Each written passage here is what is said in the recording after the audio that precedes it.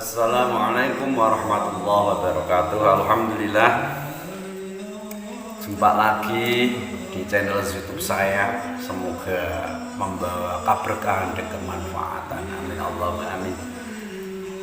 Kesempatan kali ini kita akan membahas tips cara bagaimana kita mendidik, mentarbiyah putra-putri kita agar bisa menjadi putra-putri yang membanggakan, putra-putri yang soleh-solehah. Dan Anda, wahai para orang tua, jangan berkecil hati, karena perlu kalian ketahui bahwa sesungguhnya semua anak yang terlahir di dunia ini adalah sama. Mereka terlahir dalam keadaan fitrah suci, ibarat kertas yang putih bersih. Tergantung kalian, wahai para orang tua, mau kalian kasih warna apa kertas yang masih putih bersih itu. Mau dikasih warna pelangi, sok monggo. Mau dikasih warna hitam pekat, monggo. Mau digambari gunung, gambari pesawat, gambari sawah, monggo. Semua anak ibarat kertas yang masih putih bersih. Tergantung bagaimana orang tuanya mengukirnya, melukisnya, memberi warna di atas kertas yang putih bersih itu. Secara tidak langsung ini bisa kita ambil dari sabda Rasulullah Muhammad SAW. Rasulullah pernah bersabda bahwa ma min mauludin illa yulatu 'alal fitrah wa innama abawahu yuhawidanihi ayunassiranihi ayumajjisanihi, rawahu Muslim. Sesungguhnya setiap yang terlahir, anak yang dilahirkan itu semua dalam keadaan suci fitrah, dan kedua orang tuanya lah yang akan membentuk bagaimana anak-anaknya itu bisa dijadikan Yahudi, bisa dijadikan Nasrani, bisa dijadikan Majusi. Artinya apa? Artinya anak-anak kita, hei yang terlahir itu pada hakikatnya adalah suci. Kemudian bagaimana kedua orang tua itu akan mencetak anak-anaknya, mau diarahkan kemana, mau dibikin seperti apa, mau dijadikan anak-anak yang soleh-solehah yang akan bisa menjadi aset di kelak kemudian hari, menjadi jariah yang tidak akan terputus pahalanya, sing iso mikul dulu mendem jeruk Sarawak Jawa ini. Intinya bangga nomor iki tergantung sampean, tergantung semua orang tua. Anak-anak marah kira-kira. Sehingga ini kita anggap penting. Tips cara bagaimana agar kita berhasil mendidik anak-anak kita, mentarbiyah putra-putri kita. Ada 4 hal yang akan saya sampaikan. Yang pertama, kita harus mendidik putra-putri kita bagaimana dia menjadi seorang hamba di hadapan Allah Subhanahu wa ta'ala. Dia mengabdi kepada Allah. Dia selalu melakukan apa yang diwajibkan oleh Allah Subhanahu wa ta'ala dan tidak melanggar apa yang dilarang oleh Allah Subhanahu wa ta'ala.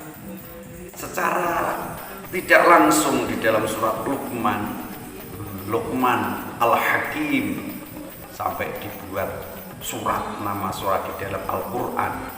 Di dalam surat itu sedikit banyak berkisah bagaimana Luqman Al-Hakim mendidik putra-putrinya.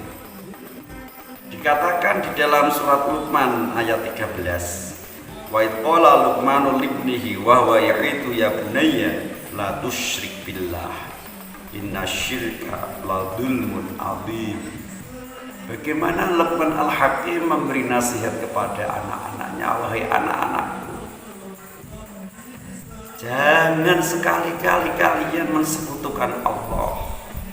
Ketahuilah bahwa musyrik, syirik, mensekutukan Allah adalah kezaliman yang besar, sebuah kesalahan yang amat fatal. Di sini, di ayat ini, bagaimana Luqman Al-Hakim menasihati putra-putrinya agar menjadi seorang hamba yang betul-betul hamba, yang menghamba kepada Allah, menyembah kepada Allah.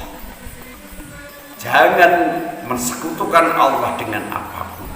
Ini adalah pelajaran tauhid yang perlu untuk kita tanamkan kepada putra-putri kita.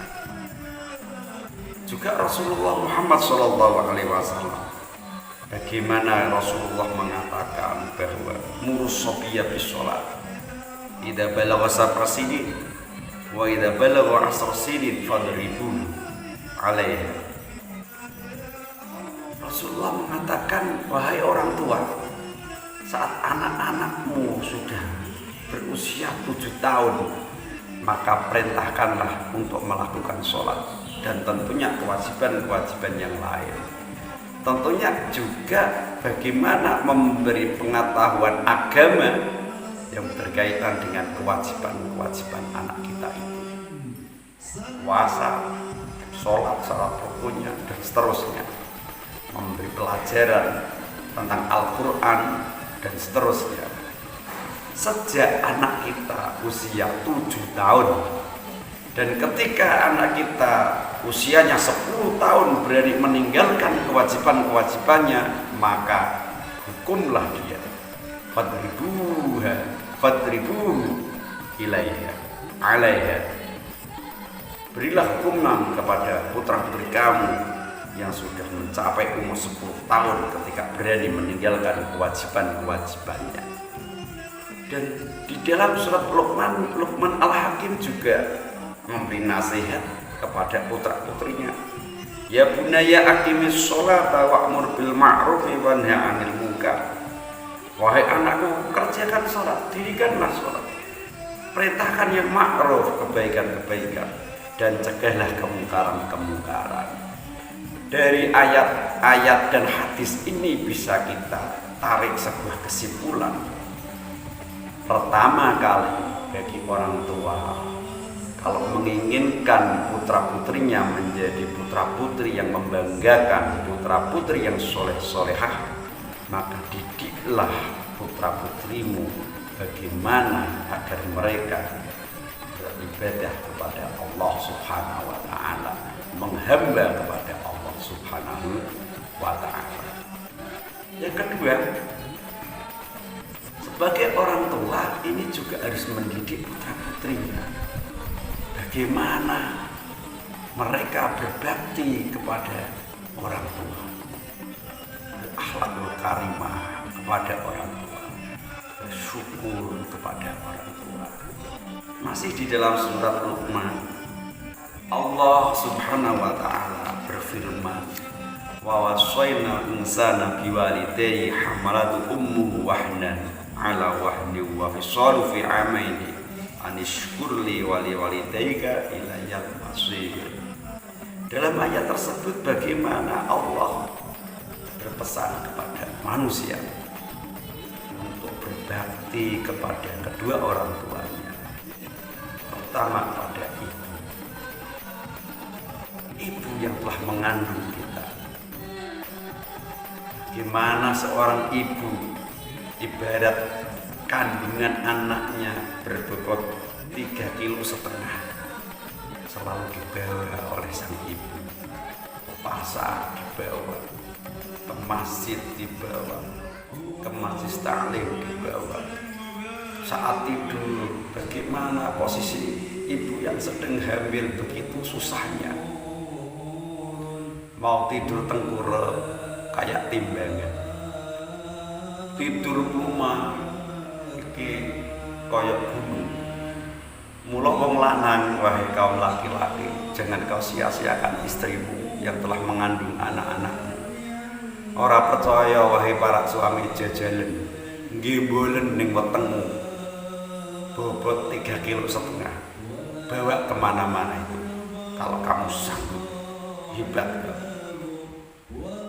Jangan sekali-kali kalian durhaka kepada orang tua. Sebab karena kedua orang tuamu lah kalian wujud di dunia ini. Sehingga Allah memerintahkan kepada kita untuk bersyukur kepada Allah dan bersyukur berterima kasih kepada kedua orang tua. Sampean arep beres jasane wong tuwa loro mutak lakon iso. Mulane wong Jawa ngomong kasih sayange wong tuwa sak klopo, balesane anak sak upo. Upo ki nasi satu butir namanya upo. Sak upo bandingno karo sak klopo. Kasih sayang orang tua kamu sak klopo gedine, balesane anak sak upo. Belum ketika kalian disusui oleh ibu, air susu yang sudah menjadi darah di tubuhmu, bagaimana engkau akan membalasnya? Maka jelas kalau dikatakan ridho wa fi ridhol walidain, ridho ni Gusti Allah tergantung ridho ni wong tua loro, wa burdu wa fi burdil walidain. Nek wong tua bendu, wong tua ora ridho karo sampean, Gusti Allah ya ora ridho. Camkan didikan anak-anak bagaimana menghormati kedua orang tuanya, syukur, berterima kasih, berakhlak yang baik pada kedua orang tuanya. Kemudian yang ketiga, agar anak-anakmu bisa menjadi anak-anak yang membanggakan, menjadi aset di kelak kemudian hari, menjadi putra-putri yang soleh-solehah. Masih di dalam surat Luqman ayat 18, Allah Subhanahu wa taala berfirman mengisahkan tentang Luqman Al-Hakim yang menasihati putra-putrinya. Wala tusu'ir khaddaka lin-nasi wala tamshi fil ardi maraha. Innallaha la yuhibbu kulla mukhtalin fakhur. Wahai anakku, jangan engkau memalingkan wajahmu ketika bertemu dengan manusia, dan jangan berjalan di muka bumi ini dengan sombong, dengan angkuh. Ketahuilah, sesungguhnya Allah Subhanahu wa taala tidak suka dengan orang-orang yang sombong dan orang-orang yang membanggakan dirinya sendiri. Ini juga perlu, penting. Bagaimana orang tua mendidik anaknya ketika berinteraksi dengan orang lain, bermuasyarah dengan orang lain, bergaul dengan orang lain, dengan lingkungannya, dengan keluarganya, dengan teman-temannya, dengan sekelilingnya. Harus dikasih nasihat sejak dini. Wahai anakku, ketika engkau bergaul dengan sesama, dengan orang lain, janganlah engkau sombong, janganlah engkau angkuh, dan janganlah engkau membanggakan dirimu sendiri. Ini adalah didikan akhlak yang baik. Bagaimana anak-anak kita di tengah masyarakat kita ini juga menjadi sesuatu yang harum, sebuah yang membanggakan ketika diceritakan. Menjadi anak putra-putri yang bisa menjaga kehormatan kedua orang tuanya. Anak isi fulan, subhanallah, masya Allah, akhlaknya halus bahasanya, sehingga mendidik anak. Resep yang nomor 3 ini adalah didiklah anakmu bagaimana dia membina relasi yang baik, membina hubungan yang baik dengan sekelilingnya, dengan sesama manusia, dengan lingkungannya, dengan teman-temannya, dengan keluarganya, dan seterusnya. Kemudian yang keempat, ini juga penting, membuat pribadi. Jadi mendidik pribadi putra-putri kita agar menjadi sebuah pribadi yang berkepribadian luhur, menjadi sebuah pribadi yang akan selalu membuat harum nama kedua orang tuanya. Masih dalam surat Luqman ayat 19, Allah berfirman mengisahkan Luqman Al-Hakim yang masih menasihati putra-putrinya. waqsid fi masyrika waghdud min sautika inna ankara aswati la sautul hamir. Di dalam ayat ini Luqman Al-Hakim memberi sebuah tarbiyah, sebuah nasihat kepada putra-putrinya agar menjadi sebuah pribadi yang ketika berjalan yang tidak menampakkan keangkuhan, dengan berjalan yang orang lain tidak merasa terganggu dengan dia. Zaman sekarang zamannya sepeda motor, anak-anak kecil bisa sepeda motor. Nasihati putra-putrimu, wahai anak-anakku, kalau naik sepeda motor tidak usah ngebut, kenal potnya aja banter-banter, ngesakne wong-wong. Nek ngebut, nek apa-apa gimana? Orang tua tetap kebawa. Anaknya si fulan, nek numpak sepeda motor bertigasan, selalu ngebut, membahayakan orang lain. Luqman Al-Hakim juga memberi nasihat kepada putra-putrinya, waghdud min sautika. Kalau berbicara yang sopan, yang halus tutur katanya. Apa maneh sama nek wong Jawa, anak-anakmu mau ulangi basa kamu. Anak-anakmu ketika berbicara dengan bahasa yang sopan, yang halus, orang akan suka. Berbeda dengan anak-anak kamu yang ketika berbicara kasar. Terus berbicara yang ada manfaatnya. Sehingga di dalam ayat ini dikatakan jangan seperti suara himar. Kenapa kok pakainya himar? Yang dibuat tamsil, yang dibuat perumpamaan. Dalam tafsirnya dikatakan karena himar itu akan selalu mengeluarkan suara. Ada faedah, nggak ada faedah, dia bengong. Berbeda dengan hewan yang lain, dia akan melakukan suara ketika ada guna dan manfaatnya. Ayam berkokok membangunkan kalian agar tahajud, contoh. Kambing lembek karena dia lapar. Sapi bengok mergo pengen kawin. Tapi kalau khimar enggak, ono manfaatnya dia yang bengok. Mula berbicaralah dengan pembicaraan yang ada manfaatnya. Berbicaralah dengan pembicaraan yang sopan dan seterusnya. Ada 4 tips cara, semoga bermanfaat, cara mendidik putra-putri kita agar menjadi putra-putri yang baik, soleh, solehah, membanggakan kedua orang tuanya. 1, didiklah hubungan putra-putri kita dengan Allah Subhanahu wa Ta'ala. Tanamkan tauhid, kewajiban-kewajiban dia sebagai hamba sejati. Yang kedua, didiklah bagaimana anak harus menghormati kedua orang tuanya, berbakti, bersyukur kepada kedua orang tuanya.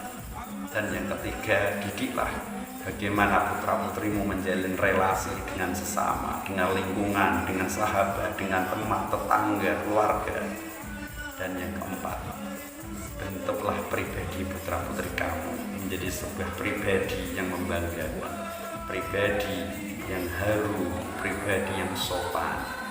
Semoga 4 tips ini bermanfaat dan silahkan sebagai orang tua berusaha terus dan juga berdoa kepada Allah. Rabbi ij'alni muqimas sholati wa min dzurriyyati Rabbana wa taqabbal du'a.